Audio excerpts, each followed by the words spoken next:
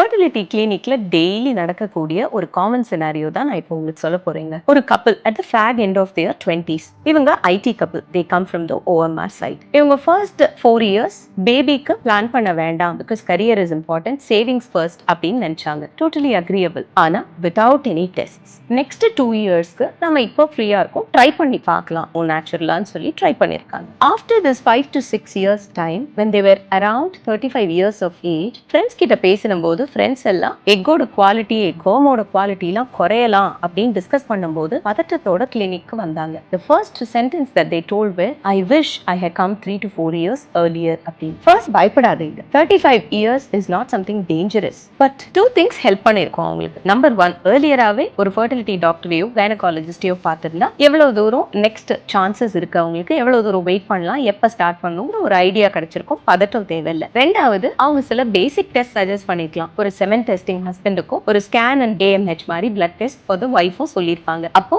கிளியரா scientific எவிடன்ஸோட next என்ன ஸ்டெப்னா அவங்க பிளான் பண்ணிருக்க முடியும், பதட்டம் இல்லாம.